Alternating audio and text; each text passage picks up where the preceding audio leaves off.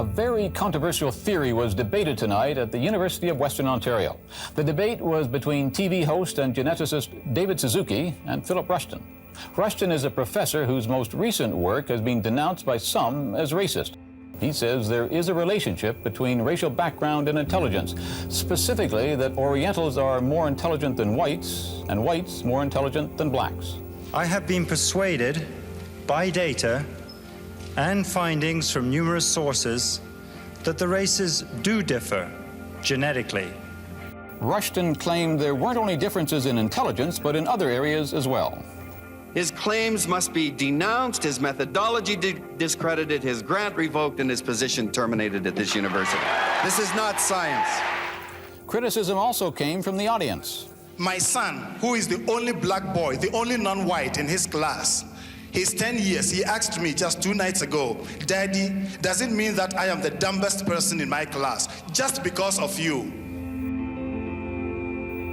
Outside the university auditorium, about 200 people protested the debate. They chanted that racism is not debatable.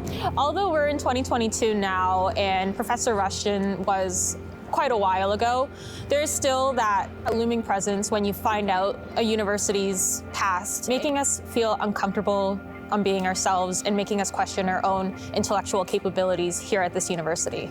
Although there have been actions done by Western and Black student alumni networks and Black students here at Western as a whole, there's still that looming presence of not being enough alongside systemic racism and everyday racism that Black students face here. From kindergarten to college and university, Black students are the victims of racially insensitive school policies and practices, which push them out of the education system and into the criminal justice system in Ontario. This is the school-to-prison pipeline.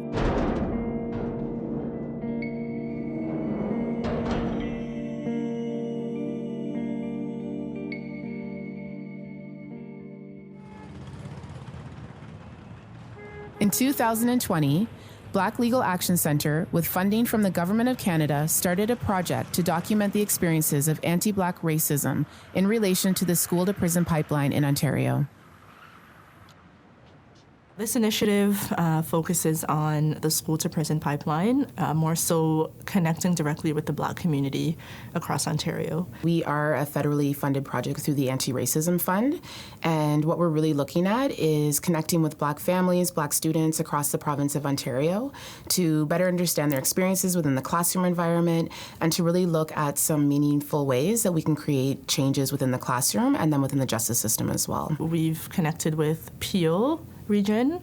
We've connected with York, Toronto, Durham, Hamilton, Windsor, London, and Ottawa. And so what we wanted to look at was 8 different regions across the province and to connect with families, connect with students there and say, you know, what are some of the positive things that are happening within the school environment?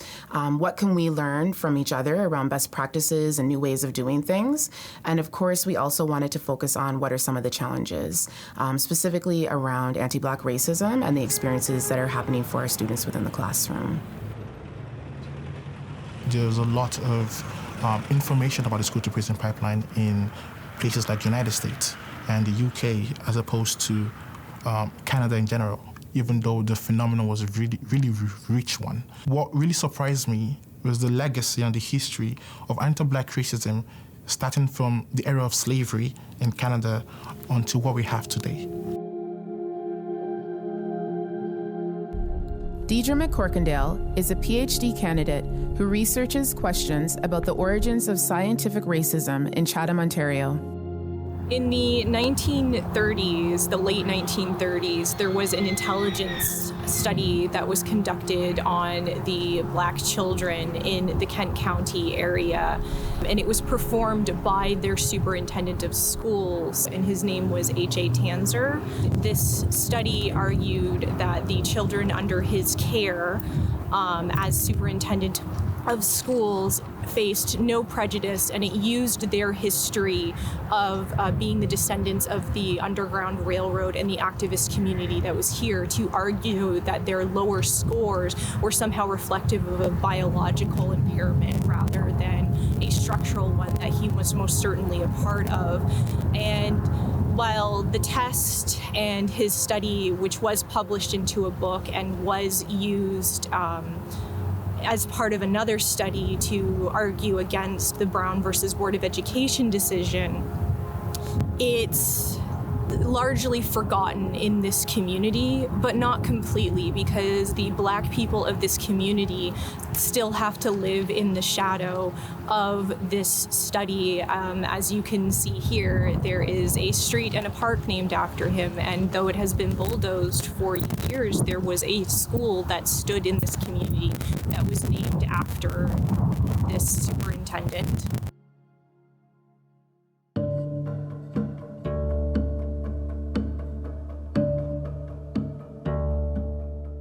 One of the enduring impacts of Rushton and Tanzer's work is that Black students across Ontario have their intelligence undermined by a phenomenon known as academic streaming.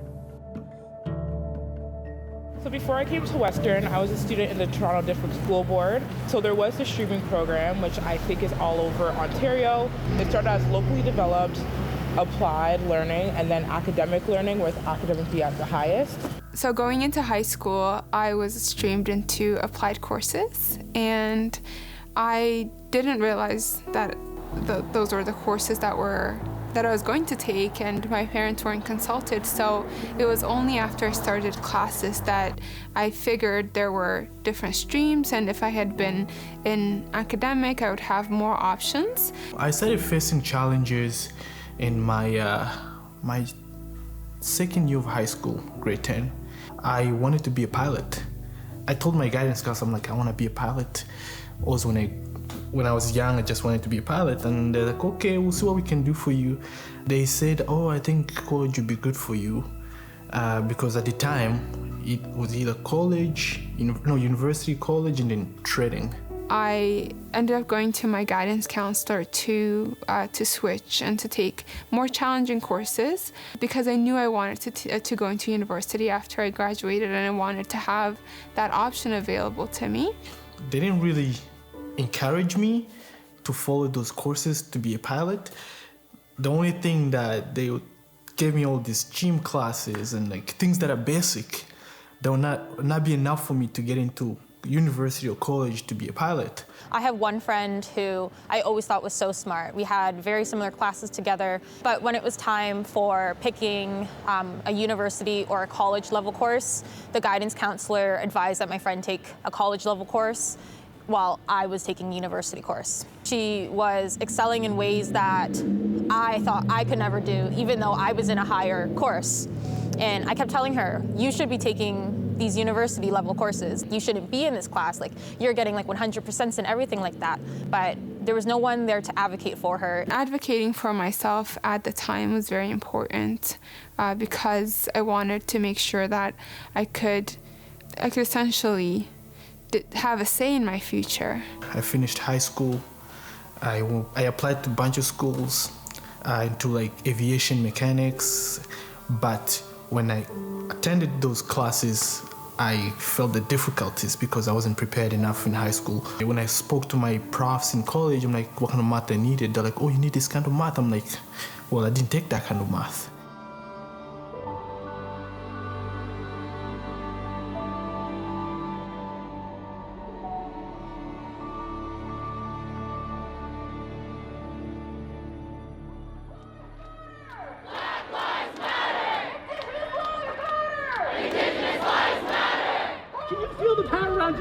Look at all the people around you right now. In the summer of 2020, Canadians joined global protests following the murder of George Floyd.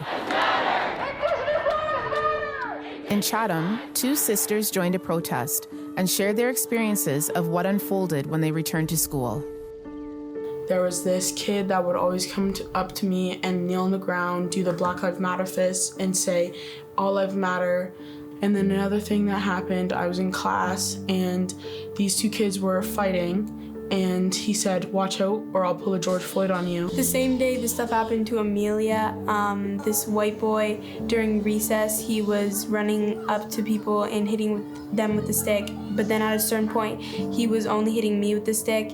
He ran up to me about 3 times, and he was whacking me with it while saying slavery 2021, and I'd buy you for $400 an hour, get me a cotton sweater, yeah. And yeah, I had some marks on my chest, and he was also saying, "I'm gonna whip you like your ancestors were whipped." After everything had started, my mom had contacted the principal, and they talked to the class, but they mentioned nothing about racism. They just said that we need to be good to each other, and it made no impact on everybody. Everybody thought it was a joke. So when we got home, after they talked to both of our classes, people were threatening us online. They were saying that we shouldn't have got certain people in trouble. They didn't do anything, we didn't have a reason, and that we were being dramatic. And that made me feel really unprotected by the school board and the school, because they should have handled it in a better way instead of us needing to wait so long for it to actually be handled in a good manner. Not only are Black students not protected at school, many parents express that criminalizing their children starts early, as one London mother recounts.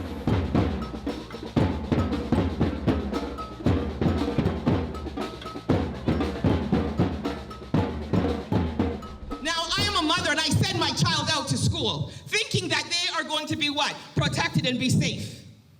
But because they are born in this skin color, they've already been put into a pot, and the pot is already boiling. From the moment my son entered school from the age of 5, there's already a system in place to say he is disruptive, he is, and not understanding who he is because of the system that's put in place. So when he was in grade 8 and a teacher's cell phone went missing, so they said, the only child that they blamed was this Black boy who doesn't have anything to say that he is like this. But because of the color of his skin, it must be him. They did every kind of thing to coerce him to say something that he didn't do. He knew he didn't do it, and he was vindicated. But how many of our young Black youth have that opportunity to do that? I went to a school where there weren't many Black kids like me. One occasion where there was a fight about to happen on the playground. Again, this is between the grade 2 to 5 period, so very young. A fight that I saw was about to happen on the playground. So because I was so used to being suspended all of the time, I decided, you know what, today was the day I felt like I don't feel like being suspended. So I purposefully went to the other end of the playground, and it was a large playground. So now I'm out of sight, not even in the vicinity, and the bell rang. We went into the school for the day, and then afterwards, around lunchtime, I was called to the office. So I'm thinking to myself, okay, I know for sure that I did not do anything. There's no reason for me to be called to the office. And the little boy, he looks like he was crying, and I'm sitting there and I'm wondering, what's this all about? What does this have to do with me? And she says to me, I know you were involved with what happened on the playground, and I know you were involved with bullying this little boy. And I said, no, ma'am, I was not involved. I was not even around. I don't even know what happened. And she said, yes, you were, and what you're gonna do is you're gonna tell me what you did. And if you don't tell me what you did, I'm going to expel you. So this went on for probably about 15 to 20 minutes with her coercing me to tell her, to incriminate myself, to tell her something that I did that I was not involved with doing. Eventually, I got scared that she was really going to expel me as she was threatening to do. So I started to make up things about myself. I started to say, okay, I think I hit the boy. And the little boy, he screamed out and he said, no, that's not all he did. So now he's lying on me. And she says to him, don't worry, it's okay. I'm gonna get down to the bottom of this. And she slams her hand down on the desk and she says, you better tell me what you did right now and tell me the full thing or else I'm going to expel you. So I'm crying and I'm trying to think in my head, I really didn't do anything, so what did he tell her? So I'm trying to think, what did he tell her? And he's a little white boy, I'm a black boy. What did he tell her, she's a white principal, that, I need to say in order for her to not expel me because she's gonna think that I'm lying? This kind of kept going on, and I couldn't think of what to say. All I could say is, well, I was bullying him, I think I hit him, I wasn't sure. She eventually picked me up by the collar of my shirt and she said, that's it. And as she picked me up, I started to say, no, please, because I thought that she meant that's it, she's gonna expel me. She picked me up by the collar of my shirt, behind my shirt, and she took me into this room in the office where they had a photocopying machine and they kept their papers and different storages. And she put me in the room and she said, I'm going to leave you in this room and you're going to think about what you did. And when I come back, you better tell me what you did. And she slammed the door. Now, she didn't turn on the lights, so I was in this room by myself and it was dark. And I remember it felt like it was hours that I was in there. And I remember thinking to myself, why am I going through this? And why am I always the one that I feel like I'm always the one that's being wrongly convicted of things, and being suspended and expelled and different things like that. And I remember I said a little prayer because I grew up a Christian, and I said a little prayer and I said, God, just help me in this moment because I don't know what else to do. I don't know what else to say. And when she opens the door, I'm just going to say everything that I practiced and rehearsed in that little storage room that she put me in. And I'm just going to tell her, you can do whatever you want to do to me, but all I know is that I'm innocent. I didn't do anything. And when the door opened up and the light from the rest of the office came into this dark room, I remember just starting to say, okay, and I started to just speak, and she stopped me and she said, stop, it's okay. I found out what really happened and I realized that you actually didn't do anything. So I said, oh, okay.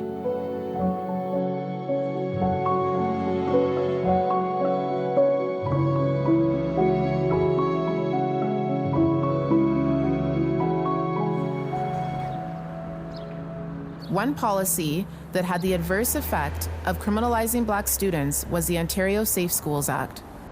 From the early 1990s, the Mike Harris government instituted the Safe Streets Act, and in the 2000s, we saw the Safe Schools Act. The philosophy behind it was to curb any kind of violence within our streets and within schools.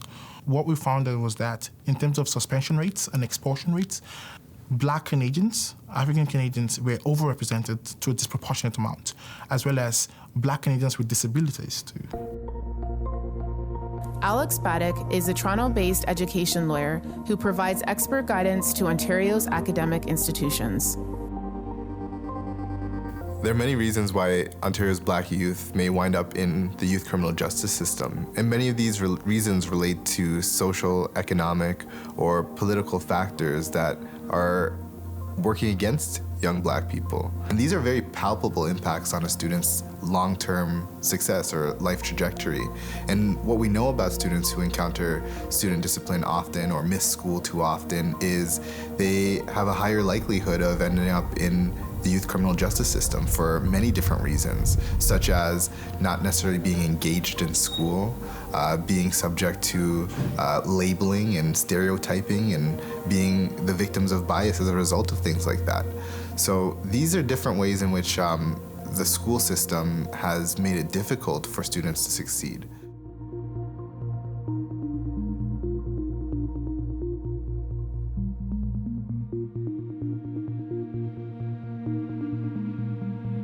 I do have a lot of friends who unfortunately, they dropped out of school they would say things like school is bullshit, you don't need to have school to be successful in life. And I'll ask them, why you say that, man? They'll be like, man, this teacher says this, that's this. And those are the issues that most of them, they will tell me, man, I don't think I wanna move forward, I wanna drop out of school.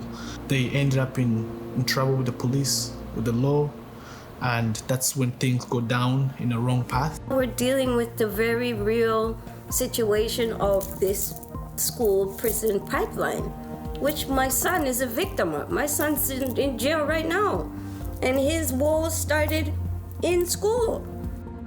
It's not that education is unimportant to us, but we realize very quickly that the education system is not meant to help our children to be as successful as they can, and it shows in the numbers.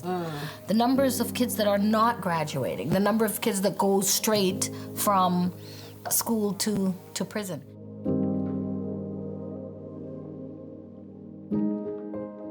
Having been born in South Africa, and so having been born into this anti-apartheid struggle, you know, my relationship with education is a very politicized one, because that was one of the major objectives of apartheid, was to make sure that we, as the African indigenous majority, you know, were not educated, and that would allow them then to be able to, you know, program us, control us, etc. Which, you know, look at South Africa today.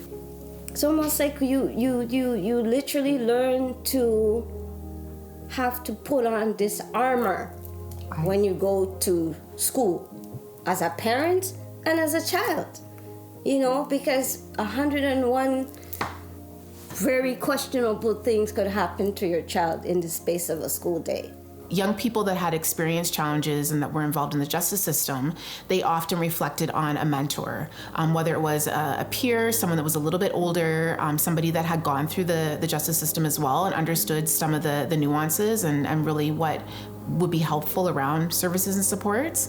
To have somebody like that in their life was very critical in them being able to lean on them when they needed to, get that advice, get those resources, and move forward. So my experience with educating kids who have been in the system and are now reintegrating back into high school, it's been a challenging experience, but also a rewarding experience. What I realized teaching students who are coming back into the system is that they need a level of motivation. They've been institutionalized for so long, and being within the system and being in jail, coming out of jail and into a school setting for a lot of them is a new experience, and it's hard for them to reintegrate. So the unique things about organizations is that they take a cultural lens. They're coming from the community, and so they recognize what it is that the Black community needs. Love Music Initiative is an organization that takes on an alternative approach to education. They have built some really strong relationships in schools, where they have gone into schools and they have used different elements of the arts to connect with the students. I'm an arts-based educator, I'm a parent, I'm a husband, I'm a father of 3 boys, and been working in the not-for-profit sector for over 20 years. So that music initiative is really focused on offering culturally responsive and sensitive programming. What we do is arts-based educational workshops in community settings, corporate, as well as school settings. We do DJ workshops, drumming, dance, and spoken word. Youth do not see themselves within the curriculum. They do not see themselves reflected with the people that are teaching them. Culturally relevant pedagogy is so important in this work because a lot of the kids need to know that their experience matters within the education system, and that what they've experienced is also important and a part of the learning process. So culturally relevant pedagogy, what it does for the kids is has them feel that they are part of the curriculum and that their stories matter. We had a number of conversations with young people that were students that were also involved within the child welfare system.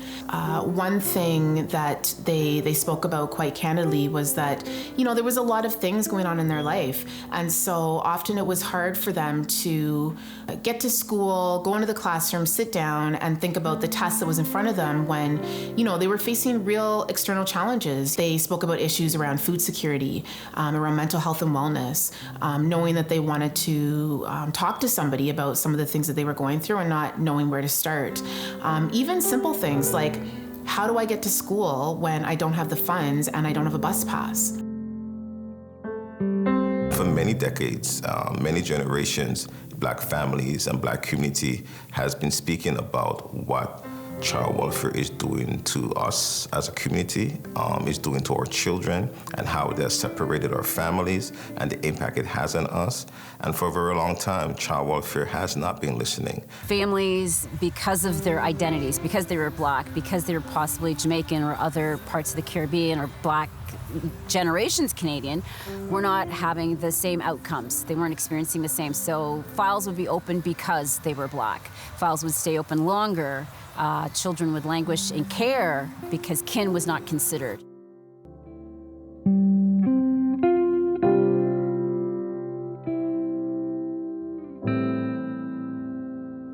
A lot of times these young people end up into group homes, again, not able to understand, the trauma that Black children experience coming into care. And so when a young person acts out in the group home setting, a group care setting, which is foreign to the identity of who we are as a people, of course they're going to be acting out.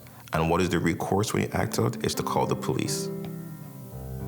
And I dare say, talk to many of those young people who are in our system. Child welfare is one of those portals that's led to young people being in the youth justice because they're in a group home, they act out, and the only recourse a lot of these workers have is to call the police. So for the longest time, over 50 years, Black people in Ontario had been lobbying, trying to address the overrepresentation of Black families in child welfare and the overrepresentation of Black children in care. And the outcomes for Black children wasn't the same. Finally, in about 2013, the Toronto CAS released their stats. So I say it's interesting because we always knew, we had the anecdotes, we knew what was going on, but at the same time, we didn't have the numbers. The ministry had to kind of take note, and they funded a program which eventually was called One Vision, One Voice. And they're there to help us within child welfare basically address the inequities.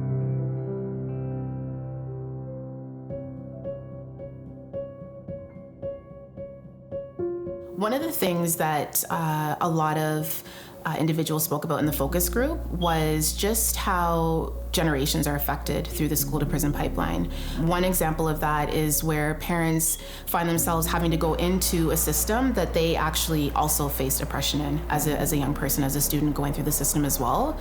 Oftentimes we don't even realize as parents that it's triggering.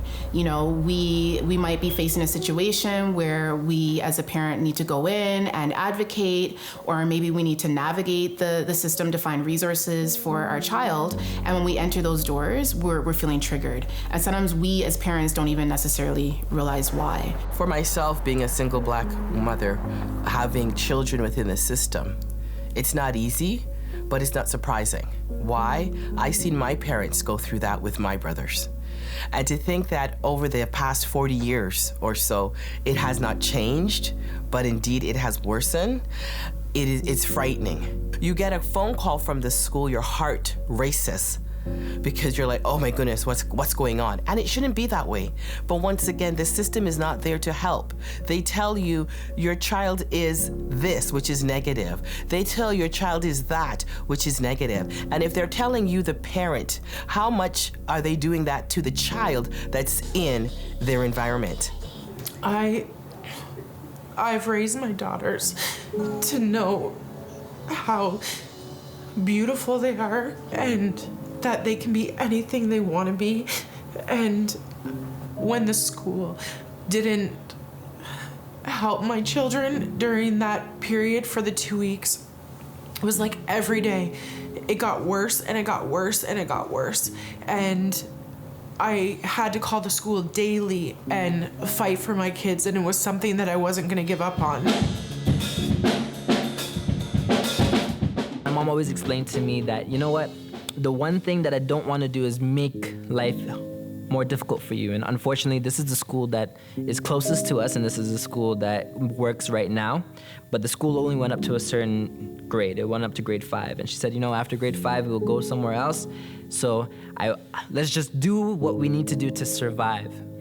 And I hated that, and I still hate that feeling that as a black man, as a black child, as a black woman, as a black anything, that you need to always navigate the world with this idea that I just need to be able to survive. You know, as a black father, like, I definitely have moments where I feel a little bit anxious. I feel nervous because I know that them going into certain environments, they may be the only black child, or they may be one of only a few black children that are in a certain space. And naturally, my concern is that are they being treated well? Are they being treated fairly? And a lot of times their voice and them being in a space, they're not really being considered. And so as a black parent and black father, and also as a community activist, seeing so many things happen in community for our young people, you know, I'm always big on advocating for my boys and them advocating for themselves and being confident to advocate for themselves.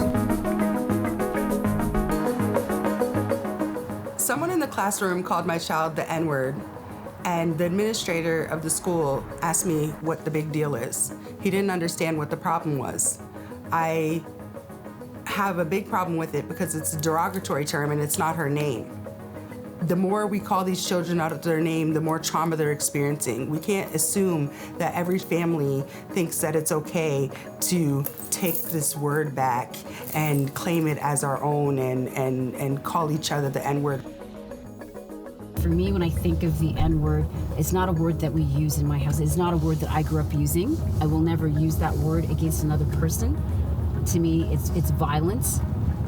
And it reminds me of a kid growing up and watching Roots as a family and lynchings. So when I think of that word and I think about growing up, especially in the 70s where you heard that word all the time, it was violence.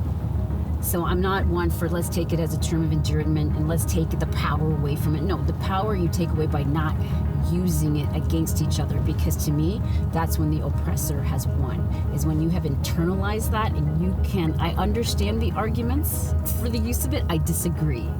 I respectfully disagree with that.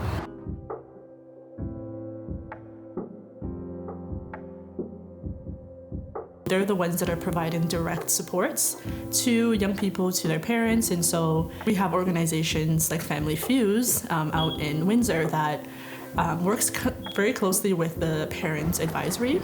They get firsthand accounts of what the parents' needs are and also how they can best support the parents. For decades, Black families in Windsor and Essex County have been facing disparity in the education system. We're facing problems with de-streaming, with over-policing in the schools, with mass suspensions and expulsions, as well as microaggressions in the classrooms, which create toxic environments for our students and our youth, and which makes our parents have difficulty in participating in their children's education. That leads to a child not even wanting to go to school, right? Because they don't feel a sense of belonging. They feel like they're targeted. And in addition to that, feeling targeted, you know, that makes me as a parent have a harder time parenting my child, because when you believe in education and you're in a society which thrives on people being educated, it just becomes that much more challenging to even get your child out of bed.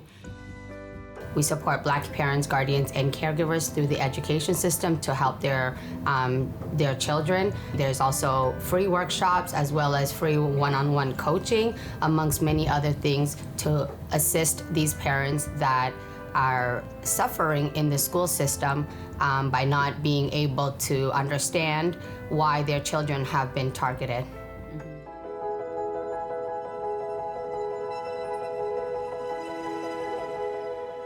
what does it mean to create our future? And what does it mean for our community to be involved in that process? Adinkra Farm is a concept that was created by my husband and his band called Truths and Rights, which was a reggae band that existed in Toronto in the 70s. One of the things that they dreamed about was having a place like Adinkra Farm, where it was a community place, a safe space for community, farming could happen here, as well as all of the things that it takes to be a liberated people. At Adinkra Farm, one of the conversations that comes up regularly is this concept of the school to prison pipeline. So we talk about, are we having an appropriate reaction as a community to that?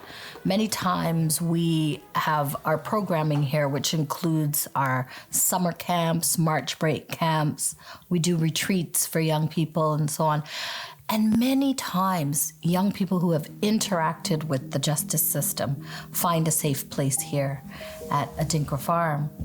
But we struggle with understanding why so many of our young people are having that experience. So many of our young people are having the experience of losing someone in their life to either prison, right, or to death, on the street. This place this is like a gold mine for healing, for helping our young people think differently, because I think that's a big part of also who we are. We think differently, we learn differently, as African people, we come from very different ways of being. And so learning for us isn't just sitting in a classroom and looking at a teacher. It's being out in nature. It's actively engaging, learning how to do things, make things with your hands. That's what learning is, because our elders, taught us that you already have everything already inside you. We should be building our resources from the bottom upwards to support family. And so part of the work that we're doing is that we've centered Black family and the voice of the Black family and the voice of the child in the work that we do in a way that is never done before. We understand that this speaks to the unity of the family, and that is important to us as a Black community to preserve our family. And so when workers or anyone engaging our community, knowing that family is important to us as a Black community, and what are you going to do to support us to keep our families together? We can change all the policies when we want to change, but it really comes down to changing a mindset, changing how people really think, because we've seen historically where we've changed laws. There wasn't supposed to be segregation, so we'll just change the law, but people are still being treated the same way. People still can't get housing because of the color of their skin until you kind of reach in. And so I'm fortunate that I get to do training and try to coach people until you kind of reach into who they are. You really need to shake them up, because we're talking about hundreds of years of colonization. We're talking about oppression that is so systemic and to the point where it's the air that people breathe. So how they walk in the world, what they see on TV, what they read, what they're exposed to, even in the education system, we're still having issues that until we can really change so that people can be in a situation and not need a policy to tell them this is oppressive. Some useful policies and things to consider to reverse the trends that we see in terms of the school to prison pipeline really have a lot to do with school itself. One of the biggest barriers for students who want to succeed is if they are suspended or expelled at a certain point, and especially if this becomes more frequent, it actually can be demonstrated through research that you're more likely to not graduate, for instance. When we're talking about policy changes, I think we should necessarily visit the idea of student discipline. What does that mean? What does it mean to discipline a student? And what does it mean to ensure that they are being meaningful members of society and contributing actively to society? So the unique things about organizations is that they take a cultural lens. They're coming from the community, and so they recognize what it is that the Black community needs. It's vitally important that this Black Community Center is here in London, Ontario, to help the youth to be motivated with the workshops we have, with the counseling sessions we have, with different activities that we have and will continue to have. And one of the projects that we have recently started, which has launched, is London's first Black public library. And within that library is exactly it, authors that look like you and me. When I was born here in Canada, I went to school, I had no books that looked like me. And so out of mind, out of sight, you don't feel valued. You didn't want to be Black because you didn't see anything of value that was looking like you in books, doctors, lawyers, nothing that looked like you that you wanted to what? Be presented and be pushed and motivated to become better. And so this Black Community Center opened up the Black Library to motivate, to empower, to let people know that we are valued and that we do have a place that we belong.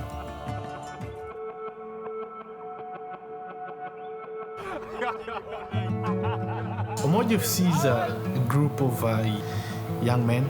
We had guys from Uganda, Sudan. Our main goal is to help young African men to integrate into Canadian society. And most of them are in high school. And when I ask them why you here, because they're like, oh man, this is one of the best things I want to do during the week. Because we see each other, we talk, we speak Swahili, English, Uganda. If you know one person that speaks your language, you're gonna talk to them in your language. Where at school, some of them go to school with their only them that speak their own language. So when you're there, you're expressing yourself. Talk about life, talk about soccer, and we do travel, which is the best part. Travel within Ontario, even in Quebec, within Canada as well. We've been in Ottawa twice now. So our trip to Ottawa today was not just about soccer. It was about learning about the Canadian culture, the history behind what created this beautiful country. And unfortunately, there's a dark history behind it. And it's the residential schools. And as we're looking at here, the kids that are, these mass barriers, they've been found in Canada, all across Canada. Yeah, we came here to play soccer, but we're also learning other things besides soccer, and you know, paying the respect is very important for us as a team. This is important for us because most of the kids that we have, the first time they come to Canada, it's London. So when we say we're going to Ottawa, they're very, very excited. We teach them, so now most of them know. If they see an orange flag says, all kids matter, they know that, oh yeah, it's because that happened. And in Ottawa, we've made friends there. Some of them know that if I go to Ottawa and I call this person, I could have a place to stay.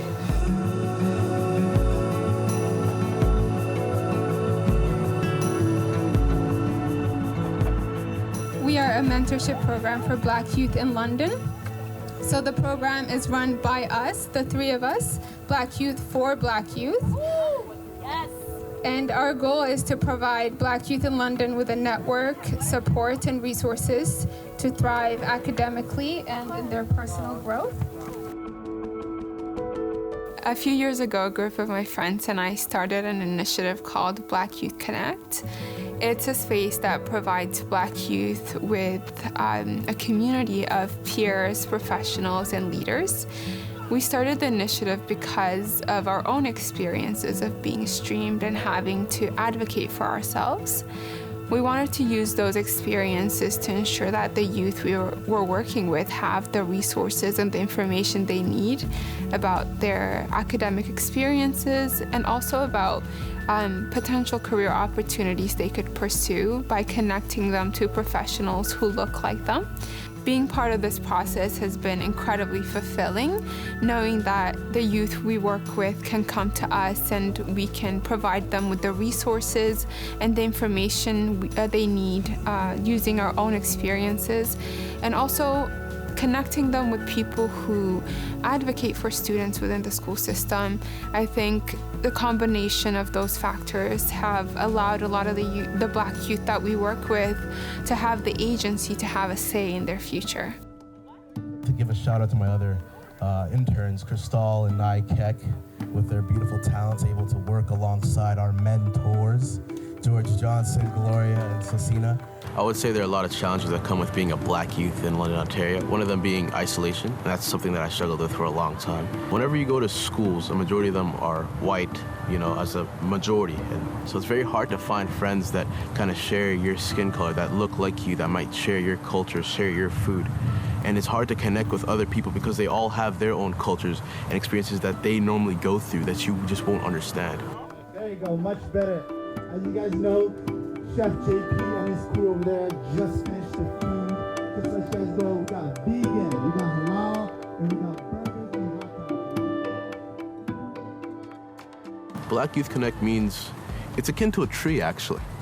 Black Youth Connect reminds me of a tree because for a long time I thought that I was a fallen branch like that one over there. I'd fallen from, the big branches of this big tree and I couldn't really connect myself. And so Black Youth Connect was kind of just reattaching me to that tree. It allowed me to connect with people that had my experiences, shared my culture, people that looked like me, spoke like me, maybe came from the same countries as me, And I was able to share stories with people and they would understand it. Stories about either my African bringing up, African parents, the food. It was very enlightening and it allowed me to kind of feel happier about things, made me feel like I was part of something bigger than myself. And I was actually connected in a community that cared about me and was like me.